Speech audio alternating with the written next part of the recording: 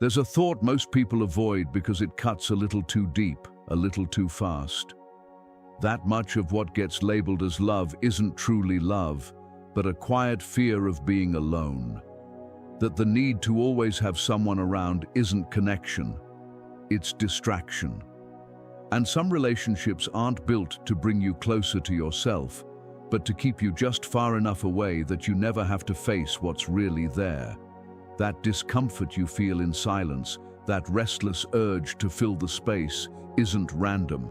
It's the part of you that knows something real is waiting underneath it. The Stoics understood this in a way that still feels unsettling today.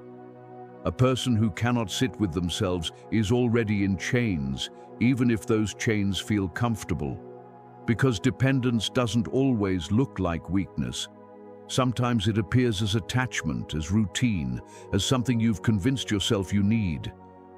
But the moment you remove the noise, the moment you stop reaching outward and begin turning inward, something shifts. You start to see clearly, and that clarity doesn't arrive gently. It exposes what's been ignored. It reveals what's been avoided, but it also gives you something most people never reach, a chance to understand yourself without distortion. And once you see that, even for a moment, it becomes difficult to return to the way you lived before. It often begins so quietly you almost miss it. A moment with no notifications, no conversation, no one shaping your behavior, just stillness. And in that stillness, something unfamiliar starts to rise. Not the version of you that speaks or reacts, but the one beneath all of that, unfiltered, unedited, unconcerned with expectations. At first, it doesn't feel like clarity.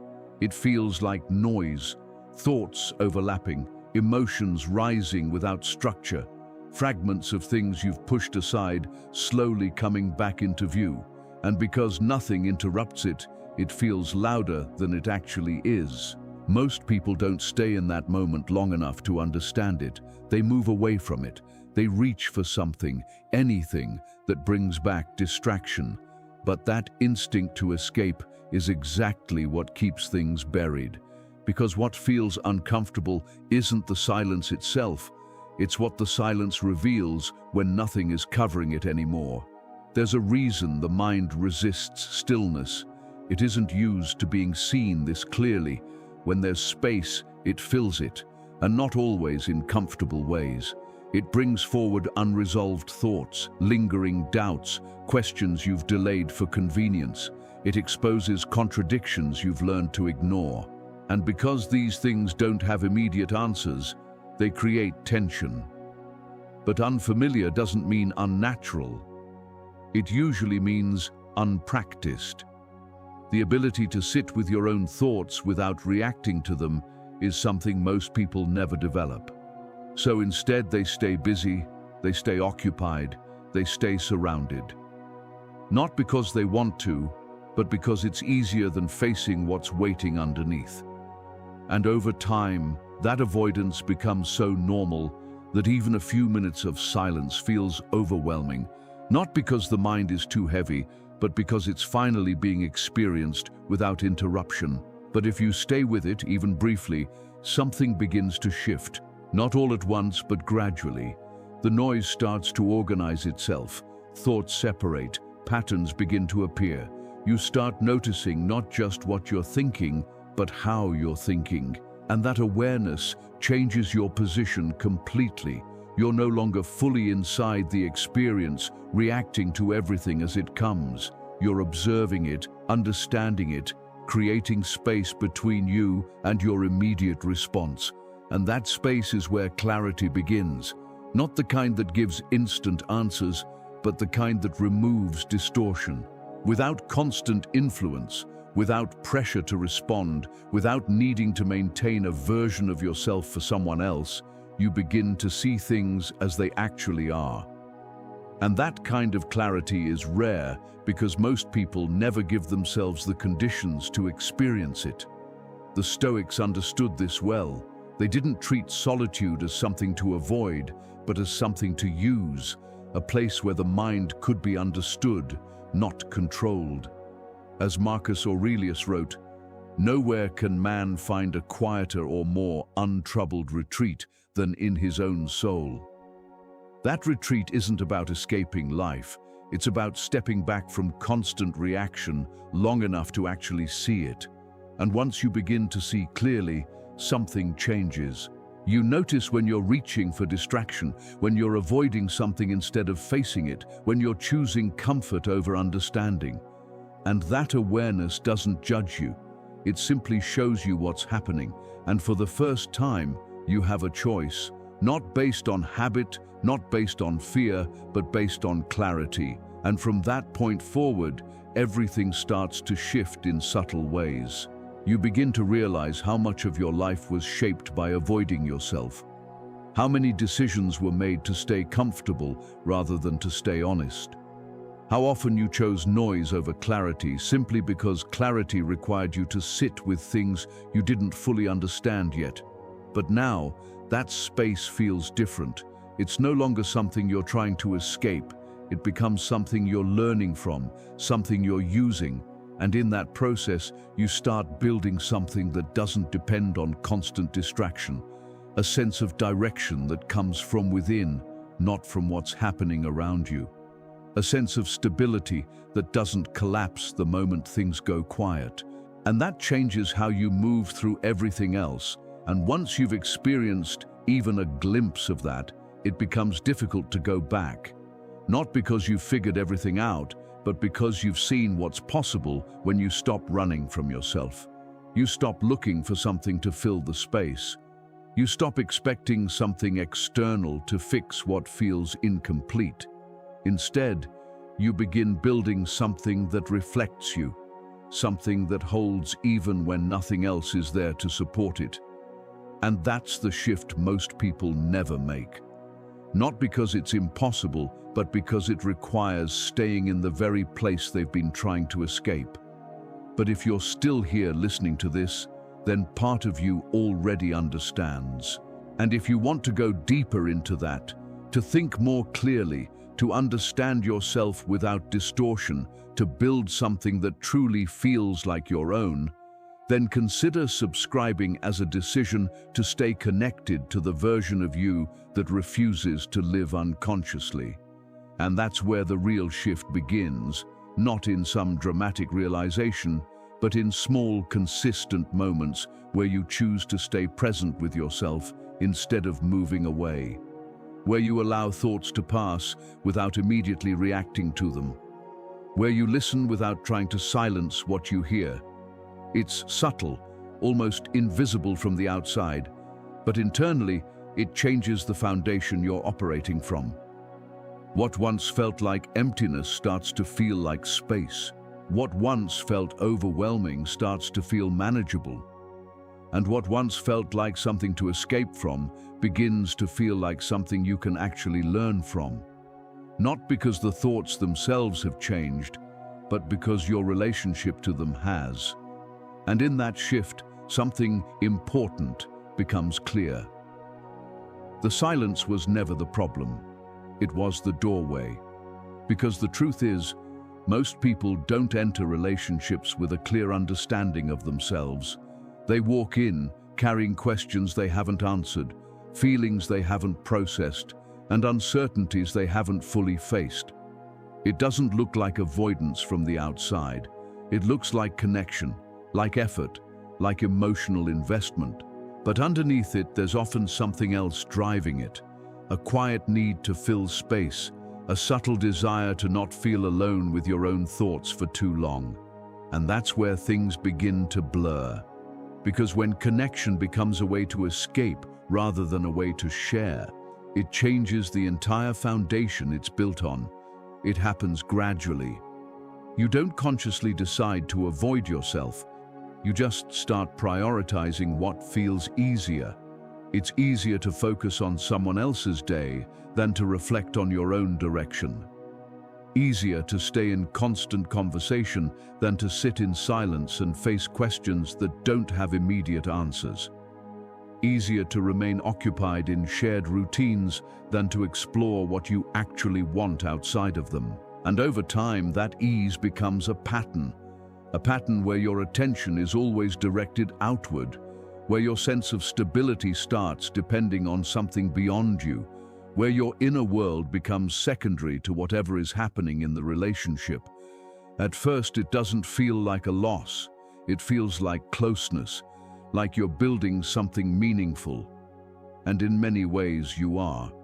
But when that connection is layered on top of unresolved parts of yourself, it starts to carry more than it was meant to. It becomes responsible not just for companionship, but for distraction, not just for support, but for stability. And that's where things begin to shift in a way most people don't immediately notice. Because when a relationship starts holding the weight of everything you haven't addressed internally, it stops being just about the other person. It becomes a structure you rely on to avoid facing yourself directly. That's why stepping away from that constant external focus can feel so intense. When the interaction slows down, when the presence isn't there in the same way, when you're no longer adjusting your attention around someone else, something unexpected happens. The space that's left behind doesn't stay empty for long. It fills with everything that was previously pushed aside. Thoughts you didn't have time to fully consider. Feelings you softened or ignored to keep things smooth. Questions about your direction, your identity, your choices. They don't appear suddenly.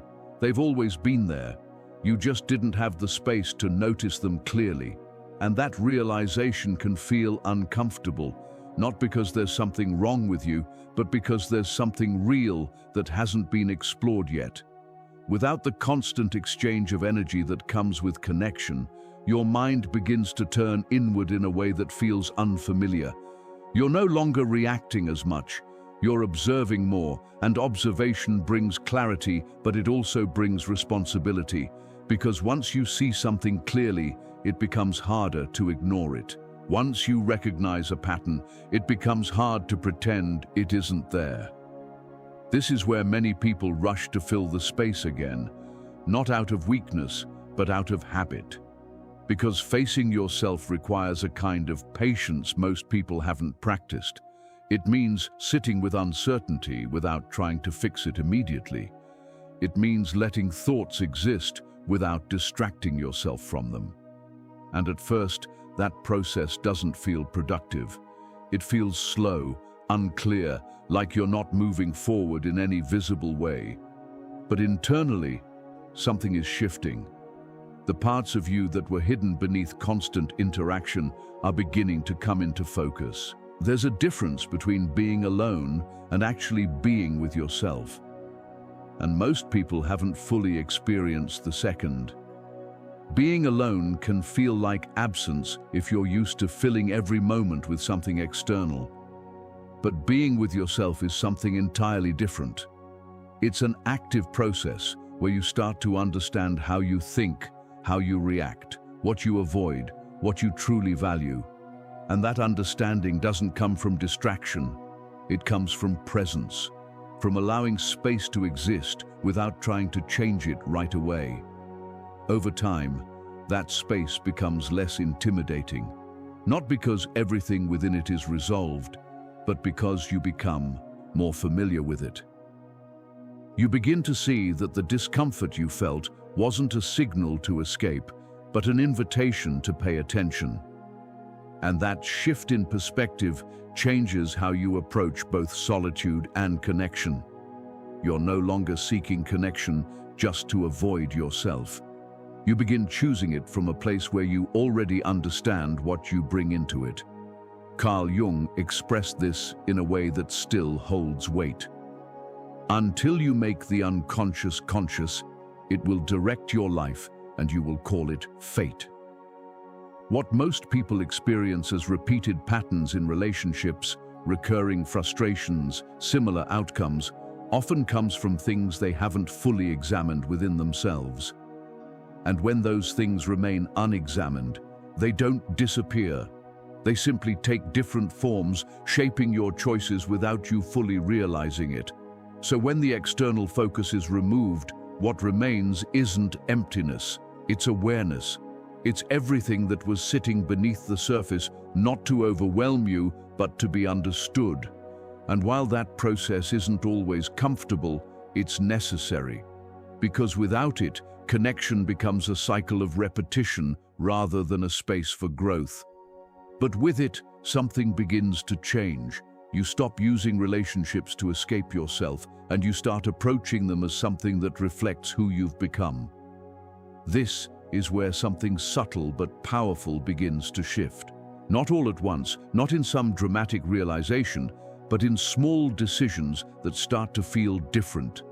Without someone else constantly shaping your choices, your attention naturally turns inward.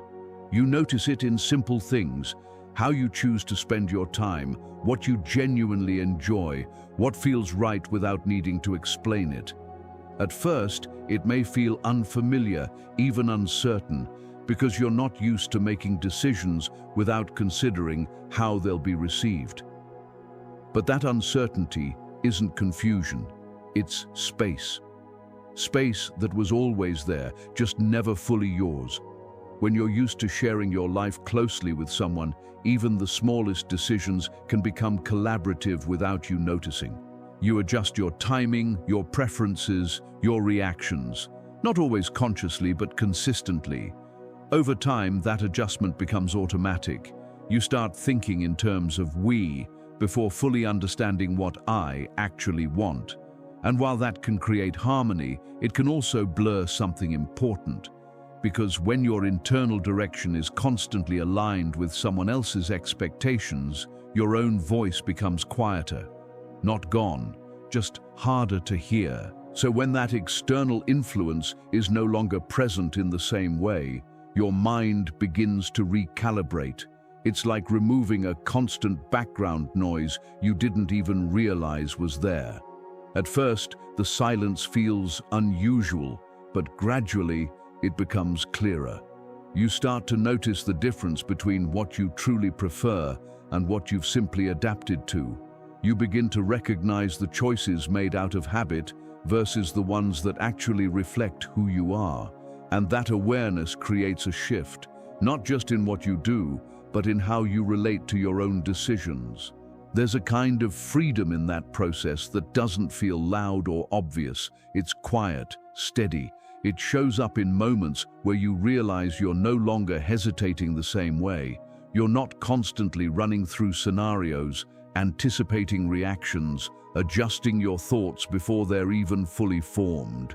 You're simply deciding, acting, experiencing. And while that may seem simple, it's something many people rarely experience fully. Because most decisions are filtered through layers of consideration that have little to do with the decision itself and everything to do with how it will be perceived. The Stoics understood this in a way that still feels deeply relevant. They believed freedom isn't about having endless options, but about not being controlled by what lies outside of you. And there's very little more outside your control than another person's emotions, expectations, or reactions. When your sense of direction depends on those things, even subtly, your freedom becomes limited in ways that are easy to miss. You might feel independent on the surface, but internally, there's a constant negotiation happening, a quiet adjustment shaping your behavior without you fully noticing. When that dependency starts to fade, something shifts internally. You begin to feel a different kind of stability, not the kind that comes from consistency in your environment, but the kind that comes from consistency within yourself. You're no longer relying on external cues to guide your decisions. You're not waiting for validation to confirm what you already feel. You're not holding back just to maintain balance. Instead, your actions begin to align more directly with your own understanding. And that alignment creates a clarity that doesn't need constant reinforcement. It's not that you stop caring about others or become detached.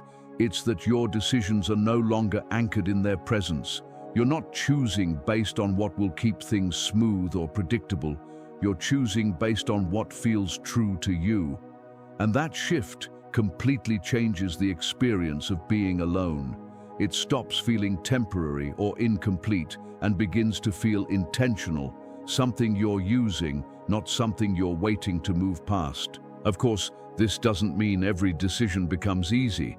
In fact, some become more difficult because now you're fully responsible for them. There's no one else to share the weight with, no one else to lean on when things feel uncertain. But that responsibility is also what strengthens your sense of direction, because every choice comes directly from you, not from compromise, not from adjustment, not from expectation. And over time, that builds something deeper than confidence. It builds trust in yourself.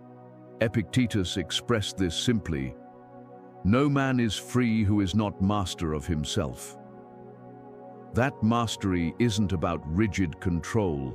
It's about understanding, knowing what influences you, what drives you, what shapes your decisions. And when you're constantly adapting to someone else's presence, that understanding can become blurred. But when you have space to observe yourself clearly, without that constant adjustment, you begin to see those influences more directly. And once you see them, you have a choice. You can continue operating the same way, or you can start responding differently, not out of pressure, but out of awareness. You can begin aligning your actions with what you actually value, not what simply feels easiest in the moment. And that alignment doesn't happen instantly.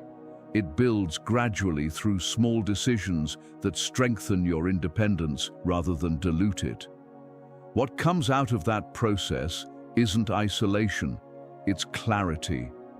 A clearer understanding of what matters to you, what direction you want to move in, what kind of life you're actually building.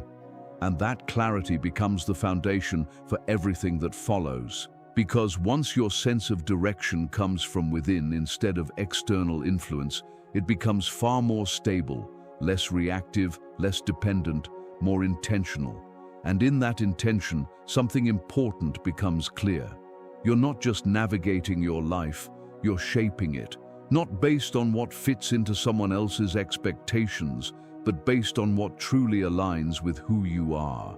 And that shift, even if it feels small at first, changes the entire way you move forward. But that independence doesn't come without resistance. It would be easier if clarity instantly replaced doubt, if choosing yourself immediately felt stable and certain. But it doesn't work that way. There's a part of you that pulls back, quietly at first, then more noticeably. It reminds you of what felt familiar, the routines, the shared experiences, the sense of having someone there. Even if those things weren't fully aligned with who you are now, they carried a certain comfort. And comfort has a way of disguising itself as something essential. It makes you question whether stepping away was a mistake, even when you know somewhere deeper that it wasn't. That pull toward familiarity isn't random. It's shaped over time, reinforced through repetition, strengthened by emotion. The more something becomes part of your routine, the more your mind associates it with stability. And when that routine changes, even for the better, it can feel like something important is missing, not because it actually is, but because your system hasn't adjusted yet. It's still expecting what used to be there. It's still operating on patterns that haven't caught up to your current reality. And in that gap between what was and what is, doubt begins to surface. It doesn't always show up in obvious ways. Sometimes it's subtle, a passing thought that you're falling behind, a comparison you didn't intend to make, a quiet question about whether this path is sustainable long-term. And those thoughts can feel convincing, not because they're true, but because they're familiar. They echo what you've heard, what you've seen, what you've been taught to believe about what a complete life should look like. And when something inside you begins moving in a different direction, those old beliefs don't simply disappear, they push back. You start to notice how deeply certain ideas have been ingrained. That being with someone means progress. That being alone means something is missing. That time spent without a partner is time spent waiting.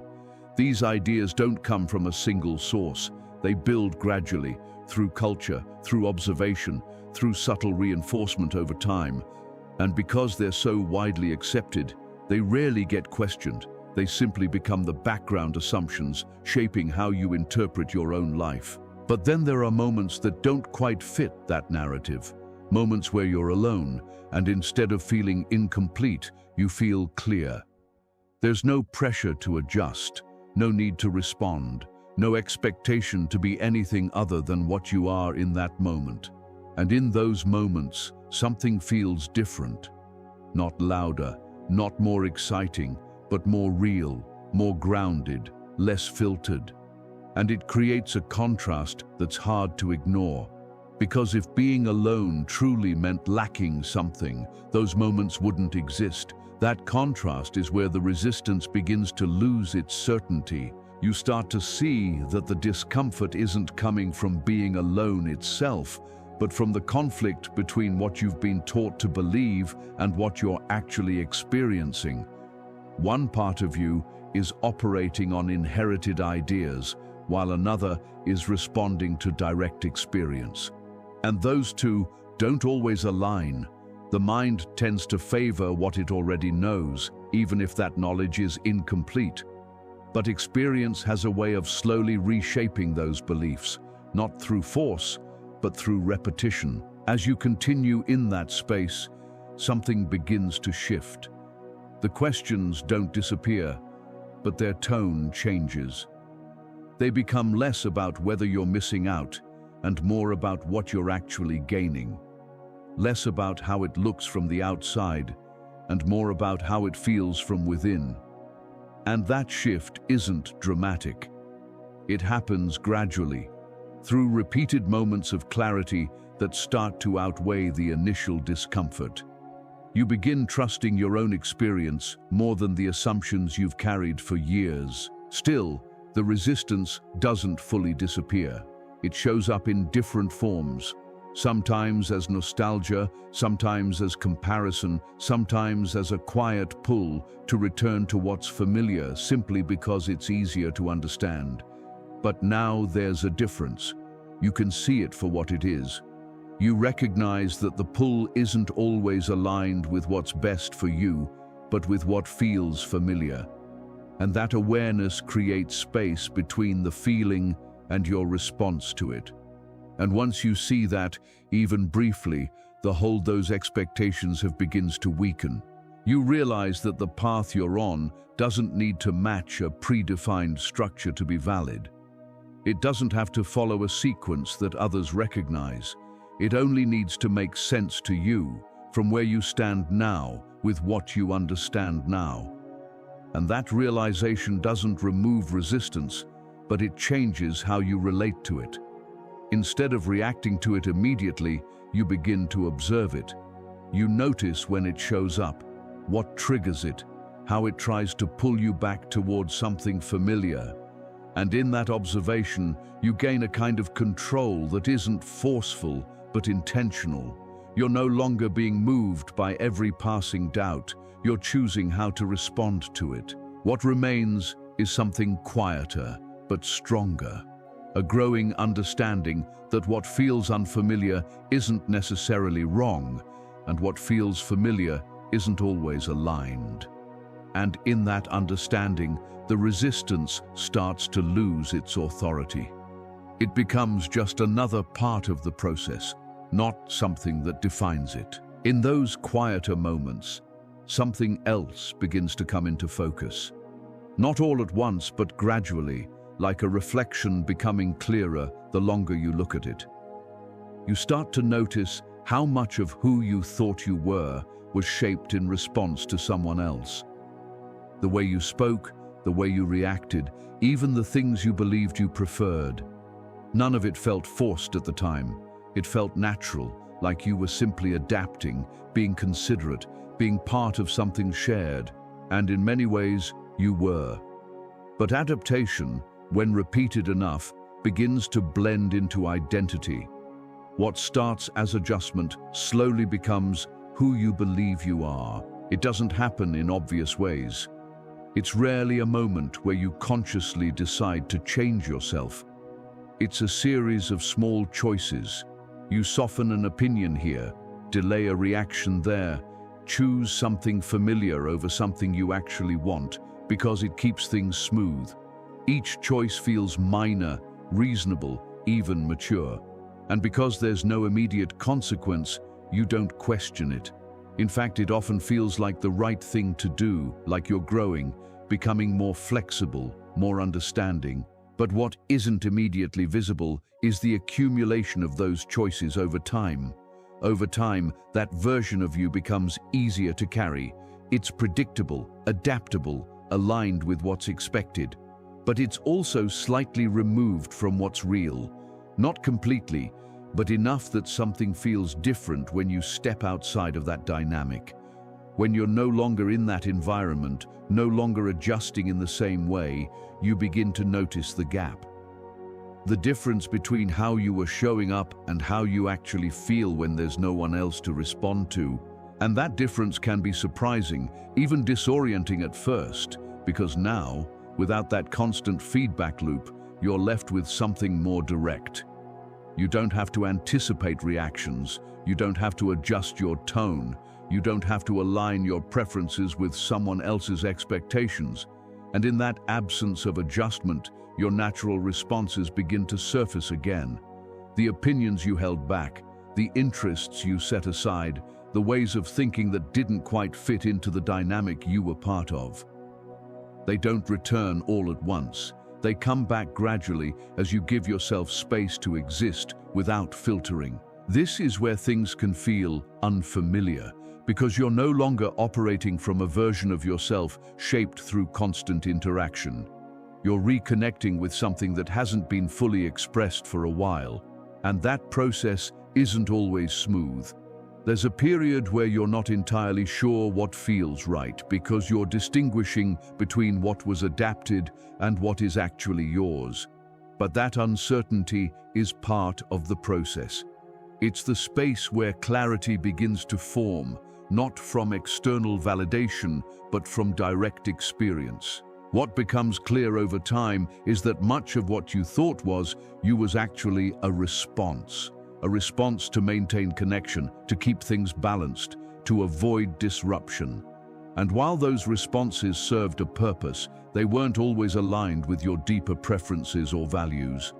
They were functional, not necessarily authentic.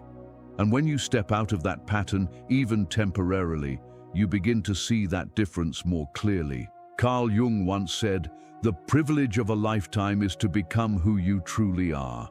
That process isn't about adding something new, it's about removing what was never fully yours to begin with.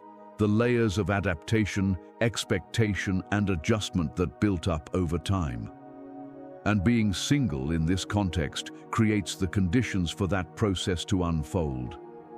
Not because being alone is automatically transformative, but because it removes the constant influence that was shaping your behavior without you fully noticing it. As that influence fades, your sense of self begins to reorganize.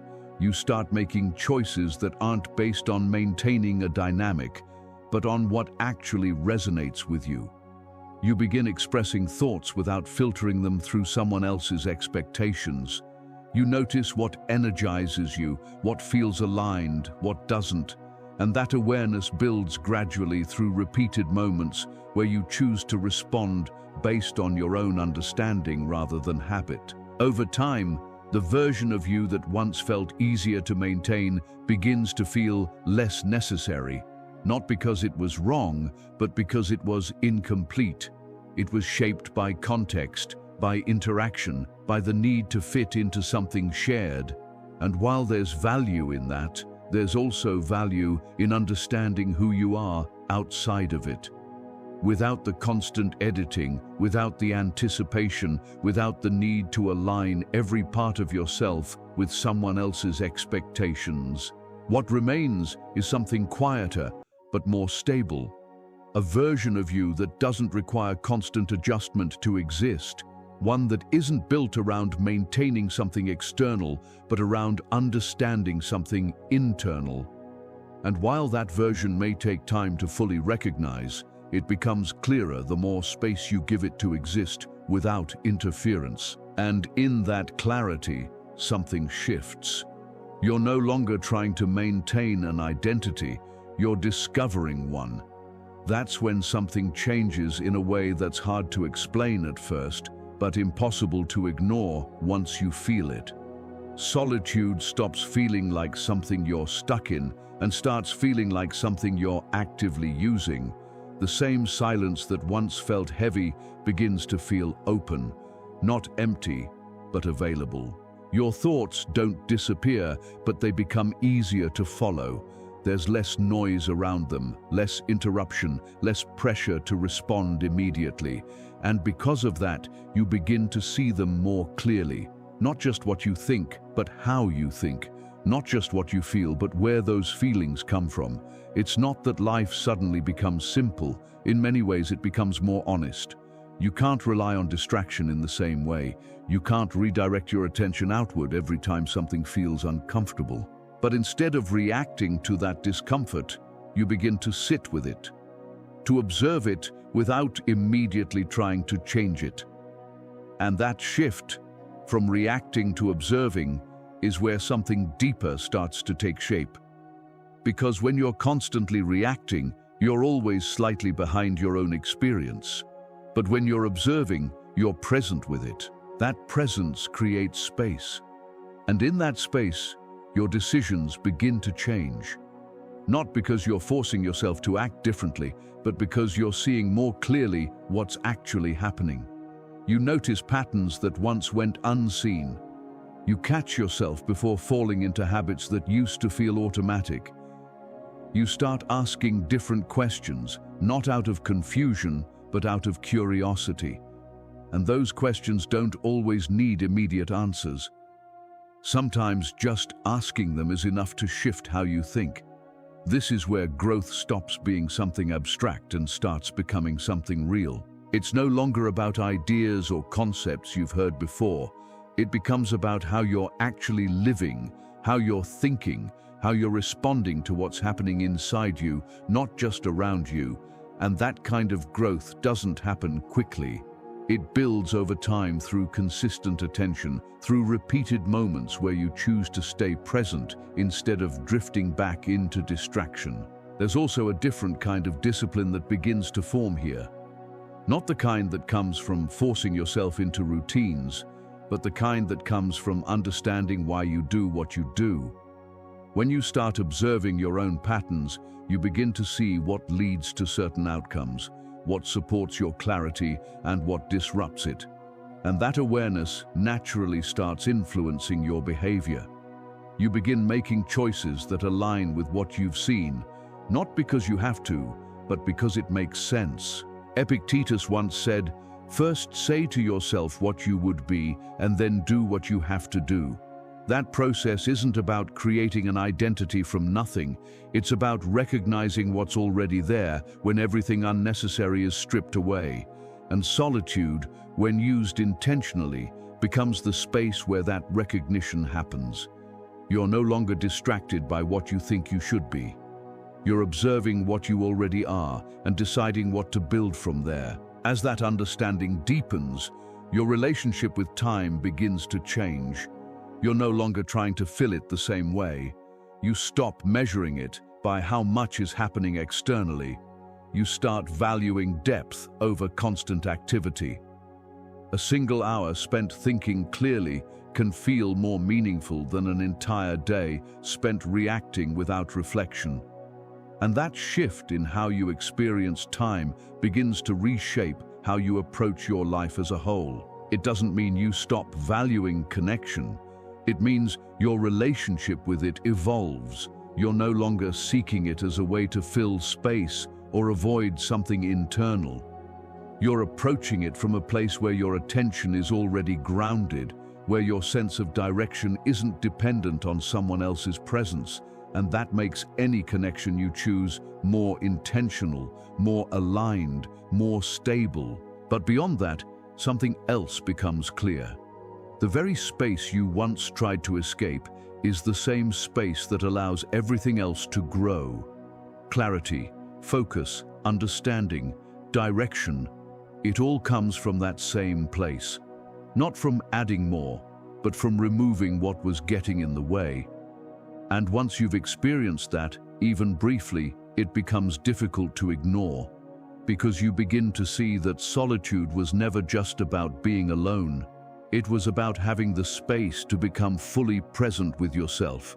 And from that presence, everything else starts to take shape in a way that truly reflects who you are. From that place, something else begins to shift, almost without you noticing at first. The way you understand connection starts to change, not in a dramatic or forced way, but naturally, as a result of everything you've already experienced. The urgency that once surrounded relationships begins to fade, that quiet pressure to fill space, to avoid being alone for too long, to always have someone there, starts to lose its hold, and in its place, something steadier begins to form, a sense that connection is no longer something you need to feel complete, but something you choose when it truly aligns. It's a subtle difference, but it changes everything.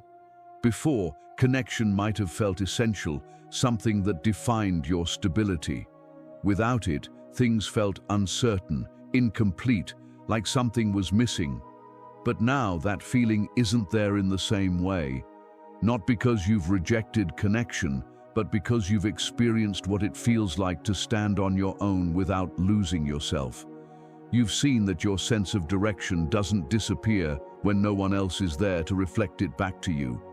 And once you've felt that, even briefly, it becomes something you carry with you. That shift removes a kind of pressure that most people don't even realize they're living under, the pressure to make things work, to hold on just because something exists, to avoid endings even when they no longer feel right. Without that pressure, your decisions begin to change. You're no longer choosing based on what keeps you from being alone. You're choosing based on what actually fits, what truly aligns with who you are now, not who you were when you first entered that connection. And that alignment becomes easier to recognize because you're no longer filtering everything through fear. Fear of losing someone, fear of starting over, fear of facing silence again. Those fears don't disappear completely, but they no longer control your decisions in the same way. You've already faced the silence. You've already experienced what it's like to sit with yourself without distraction. And because of that, the idea of being alone doesn't carry the same weight. It's no longer something you're trying to avoid at all costs. This creates a different kind of clarity. You start to see relationships for what they are, not for what they promise to fix. You're not looking for someone to stabilize you, complete you, or give you direction. You already have that. Instead, you're looking for something that adds to it, something that complements what you've built within yourself, rather than something that replaces it. And that distinction changes how you approach everything, from who you connect with to how you maintain those connections. There's also a shift in how you respond to misalignment. Before, you might have tolerated things longer than you should have, not because you didn't see them, but because leaving felt like losing stability. But now, that fear isn't as strong. You know your stability doesn't depend on the relationship itself. And because of that, you're more willing to step away from what doesn't feel right. Not out of detachment, but out of respect for yourself. Out of an understanding that holding on to something misaligned costs more than letting it go. From this place, you begin to approach connection with a different mindset. You're not trying to make something work at all costs. You're not reshaping yourself to fit into something that doesn't align. You're observing, understanding, allowing things to unfold without forcing them into a specific outcome. And that patience creates space for something more genuine to develop, something not built on urgency or fear, but on mutual clarity. There's also a sense of calm that comes with this shift. You're not constantly evaluating where you stand, not constantly seeking reassurance, not constantly adjusting your behavior to maintain a certain dynamic. You're present, engaged, but also grounded in yourself. And that grounding changes how you experience connection in a way that's hard to replicate when you're operating from a place of need. Over time, this becomes your default way of relating, not just in romantic connections, but in all forms of interaction. You're no longer looking for something to complete you. You're sharing what's already there, and that changes the energy of every interaction. It becomes less about filling space and more about expanding it, and in that shift something becomes clear. Connection was never meant to replace your relationship with yourself. It was meant to exist alongside it. And once that balance is in place, everything else begins to feel more aligned, more intentional, and far more real. Which leads to a realization that doesn't arrive all at once, but settles in gradually, until one day it feels obvious. Being single was never the problem. It only felt like one because of how it was framed, because of what you were taught to believe it meant, that it was temporary, incomplete, something to move past as quickly as possible. But when you begin to see it differently, when you stop measuring it against expectations that were never truly yours, the entire experience changes. What once felt like something missing begins to feel like something available. And that shift in perspective isn't just mental, it changes how you experience your time, your thoughts, your decisions. The silence that once felt uncomfortable begins to reveal things you couldn't hear before, not because they weren't there, but because there was always something louder covering them. And once that noise fades, even slightly, you begin to notice what's underneath. Patterns in your thinking, motivations behind your actions. The difference between what you've been doing and what you actually want to be doing. And while that awareness can feel intense at first, it's also where clarity begins. What once felt like absence starts to feel like space. Not empty space, but open space. Space where your thoughts aren't constantly interrupted, where your attention isn't divided, where your decisions aren't shaped by the need to maintain something external. And in that space, something begins to build. Not quickly, not all at once, but steadily. A sense of direction that isn't borrowed. A sense of stability that isn't dependent. A sense of identity that isn't constantly adjusted to fit into something else. This is where solitude becomes something entirely different from what you once thought it was. It's no longer a waiting period. It's no longer something you tolerate until something better comes along. It becomes a place where you actually develop, where you understand yourself in a way that isn't shaped by constant interaction, where you begin to see what you're capable of when your attention is fully your own. And that understanding changes what you look for moving forward. Because once you've experienced that level of clarity, even briefly, you stop searching for something to fix you. You stop looking at connection as a solution to an internal problem. You begin to recognize that what you were searching for externally was something that had to be built internally first. Not perfectly, not completely, but enough that you're no longer dependent on someone else to feel whole. And that changes the way you move through everything. Your decisions become more intentional, your standards become clearer, your boundaries become more defined, not because you're trying to control your life more tightly, but because you understand it more deeply. You know what aligns and what doesn't, what supports your growth and what disrupts it, and that understanding allows you to move with more certainty, even when things are still uncertain. There's also a shift in how you relate to discomfort. Before, it might have felt like something to avoid, something that signaled you were doing something wrong. But now, it feels different. It feels like part of the process, something that comes with growth, not something that stands in the way of it. And because you've learned to sit with yourself without immediately escaping, that discomfort loses some of its intensity. It becomes something you can observe, rather than something you have to react to. Marcus Aurelius once wrote, "You have power over your mind, not outside events. Realize this, and you will find strength." That strength doesn't come from controlling everything around you. It comes from understanding how you respond to it, from recognizing that your sense of stability isn't determined by what happens externally, but by how grounded you are internally. And solitude, when approached this way, becomes one of the clearest ways to develop that grounding. Over time, what once felt uncertain begins to feel intentional. You're no longer waiting for something to change so you can feel complete. You're building something that already reflects who you are. And that process isn't always visible from the outside. It doesn't follow a timeline that others recognize. But internally, it's steady, it's consistent, it's real. You start to notice that your sense of self isn't shifting as easily, that your decisions aren't as reactive, that your direction feels more stable, even when external circumstances change. And that stability doesn't come from having everything figured out. It comes from knowing that you can navigate uncertainty without losing yourself in it. And that's what turns solitude from something temporary into something powerful. Not because it lasts forever, but because of what it builds while it's there. It gives you the space to understand yourself without interference, to develop clarity without pressure, to create a foundation that isn't dependent on anything outside of you. So when you choose connection again, it's different.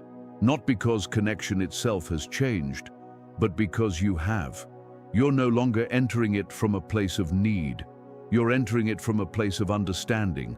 And that difference shapes everything that follows. Because in the end, it was never about being single or not. It was about whether you knew how to be with yourself. And once you learn that, everything else becomes a choice, not a necessity. In the end, nothing you were searching for was ever missing.